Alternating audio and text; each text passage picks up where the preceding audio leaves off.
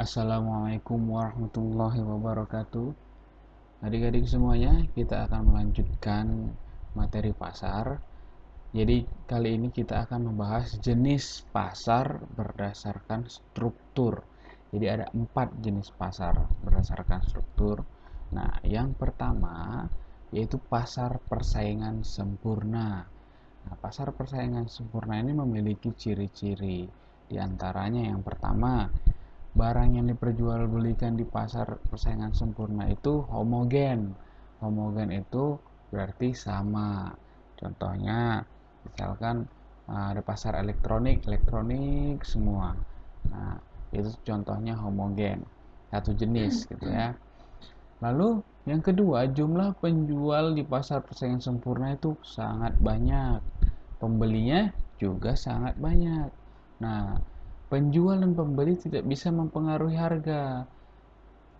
Mereka hanya bisa menerima harga price taker. Jadi, karena banyak penjual dan pembeli, maka tidak ada yang menjadi dominan. Tidak ada yang bisa menentukan harga. Kalau harganya Rp5.000 per pieces, maka Rp5.000 lah yang bisa dijual, Rp5.000 yang bisa dibeli. Nah, lalu ada kebebasan bagi penjual untuk keluar masuk pasar gitu. Maksudnya keluar masuk pasar, dia mau jualan di pasar itu boleh, dia mau keluar juga boleh. Nah, pembeli dan penjual itu mempunyai informasi yang sempurna tentang pasar. Segalanya bisa diketahui. Lokasinya, harga barang-barang di pasar, siapa penjualnya. Nah, itu semuanya bisa diketahui. Lalu, harga yang berlaku di pasar itu murni berdasarkan permintaan dan penawaran tanpa campur tangan pemerintah atau pihak manapun. Nah, itu tadi pasar persaingan sempurna. Kita lanjut ke pasar monopoli. Mono itu artinya satu, poli itu penjual. Berarti monopoli itu satu penjual. Nah, ciri-cirinya jelas ya, hanya ada satu penjual.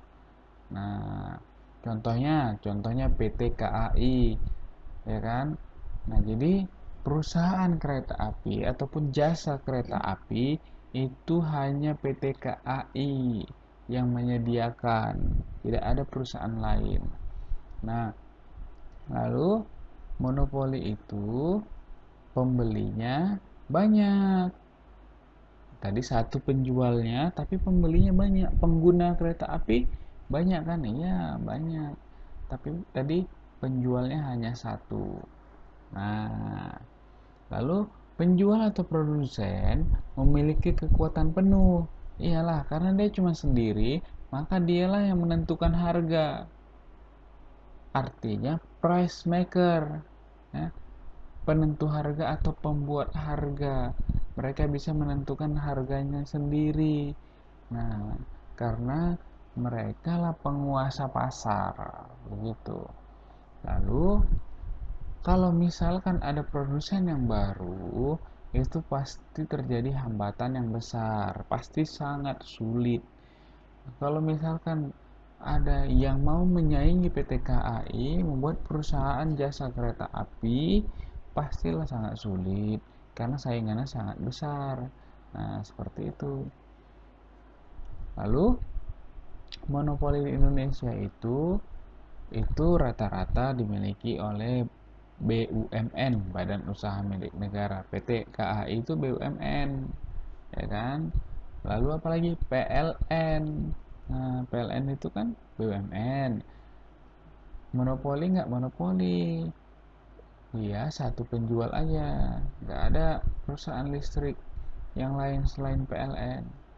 Nah, untuk perusahaan swasta, monopoli merupakan praktik usaha yang tidak sehat, sehingga seringkali dilarang oleh pemerintah. Iya, kalau misalkan perusahaan swasta monopoli, pastilah dia semena-mena menentukan harga. Tapi karena tadi PLN dan PT KAI adalah badan usaha milik negara, maka harganya disesuaikan. Jangan mahal-mahal kali, jangan menyiksa masyarakat. Nah, begitu. Ya kan? Lalu ada pasar oligopoli.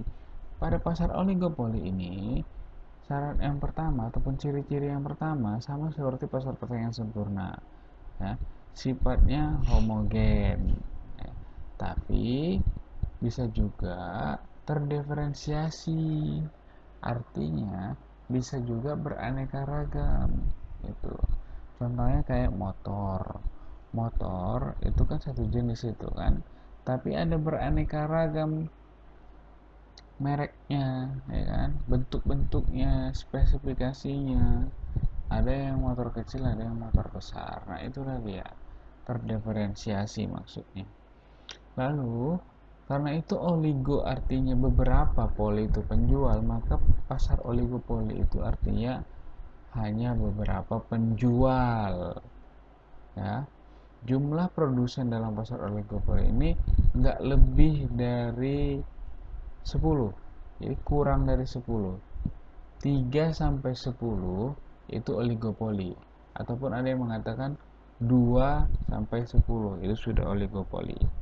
Nah, kalau 2 itu biasanya disebut duopoli, ya. Nah, tapi triopoli nggak ada. 3 sampai 10 itu sudah masuk oligopoli. Nah, pembelinya banyak, ya kan? Penjualnya beberapa, pembelinya banyak. Jadi penjual itu mempunyai kekuatan mempengaruhi harga karena hanya beberapa yang jual. Hambatan bagi produsen baru ada, karena apa? Karena tadi hanya beberapa, misalkan hanya tiga ini menguasai pasar, ada masuk yang kecil itu sulit pasti, ya kan. Nah, lalu ada pasar monopolistik. Nah, kalau pasar monopolistik ini itu barang yang diperjualbelikan itu homogen, terdiferensiasi, sama ya seperti oligopoli tadi. Nah, lalu penjualnya banyak, pembelinya banyak, sama seperti pasar persaingan sempurna, ya. Nah, penjual bisa menentukan harga hanya sedikit, sulit menentukan harga karena apa? Penjualnya banyak, ya. Nah, jadi bisa tapi hanya sedikit. Anggaplah itu sulit menentukan harga. Kalau misalkan ada produsen yang baru, itu hanya sedikit hambatannya, jadi lebih mudah masuk ke pasar itu, ke pasar monopolistik, ya. Nah, terdapat persaingan yang ketat. Karena apa? Karena penjualnya memang banyak, maka persaingannya pun ketat. Nah, lalu kalau misalkan monopolistik itu kental terhadap iklan dan promosi, karena penjualnya banyak, barang yang dijual juga terdiferensiasi. Contohnya handphone itu banyak sekali iklannya. Nah, terdiferensiasi itu banyak kan, jenis-jenisnya. Ada yang handphone RAM-nya 2 GB, ada yang 4 GB kan, ada yang murah, ada yang 500.000, ada pula yang 10 juta. Jadi itulah yang dimaksud terdiferensiasi, ya. Oke, jadi peran pasar dalam perekonomian itu apa aja sebenarnya? Pasar itu mempunyai fungsi sebagai pembentuk harga, lalu mempunyai fungsi distribusi. Distribusi itu menyalurkan barang, lalu fungsi promosi memperkenalkan barang, lalu fungsi penyerapan tenaga kerja. Dengan adanya pasar, maka diperlukanlah tenaga kerja, begitu. Nah, lalu peran ilmu pengetahuan dan teknologi terhadap perubahan jenis ataupun struktur pasar itu apa aja? Transaksi jual beli tidak terbatas pada waktu dan tempat. Nah, contohnya gimana? Itu tadi, ketika ada teknologi handphone, ya kan, maka kita bisa beli barang melalui daring, online, menjual barang juga online. Jadi kita tidak terbatas waktu dan tempat, gitu kan. Nah, di mana saja bisa jualan, di mana saja bisa membeli barang. Lalu konsumen semakin mudah untuk memperoleh informasi pasar. Iyalah, coba lihat di Tokopedia itu. Kita tahu semua harganya di situ tercantum kan, informasi pasar,